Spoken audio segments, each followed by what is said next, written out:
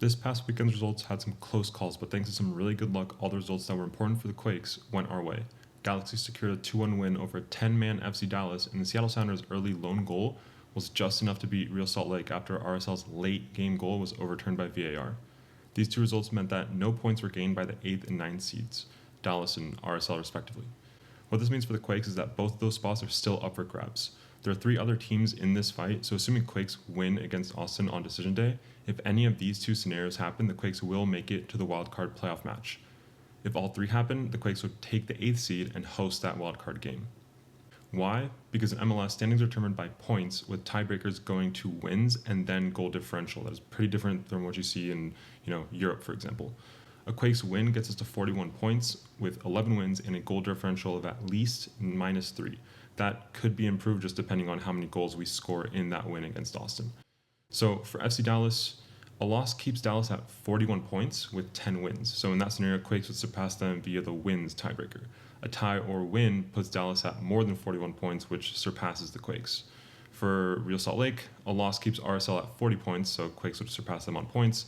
A tie puts them at 41 points with 12 wins, and so that would surpass the Quakes' 11 wins on that first tiebreaker.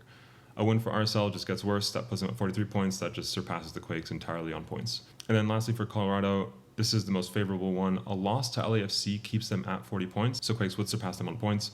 And then a draw to LAFC only gets them to 41 points with 11 wins and a goal differential of -12, meaning the Quakes would surpass them on the second tiebreaker of goal differential.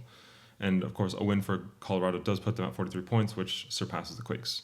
And since there are 2 positions to play for amongst these combined 4 teams, Quakes only need to finish the season above 2 of those 3 teams, which again just means 2 of these 3 scenarios have to happen, and as long as Quakes beat Austin, we'd be in that wildcard game. With Vancouver and LAFC both still fighting for that top seed in the West, it seems that Dallas and Rapids losses are not guaranteed by any means, but they are pretty likely. Those 2 teams have been on fire all season. I don't see why Dallas or Rapids could get a result against them. And St. Louis has been looking a lot better in these last few matches, so who knows? Maybe they can also get it done against RSL. I would say that compared to 2 weeks out, this situation is pretty favorable for the Quakes. Not perfect, but at least we made it to Decision Day with life. So with all that in mind, it starts to feel like the hardest result will be the Quakes against Austin FC. Austin just beat LAFC, but that result is definitely misleading. LAFC rotated very heavily due to the international break, and I mean, even Jeremy Ebobisse was starting in that match. I think that probably paints the whole picture if you're a Quakes fan, right? Of course, the Quakes have struggled with Austin this year. First, we played them in Open Cup quarterfinals. We got eliminated on penalties. That was a game that they were giving 2 penalties in-game, and then there was that no call on the foul on Espinosa that gave him that really bad cut above the knee, which saw him have to get subbed out early.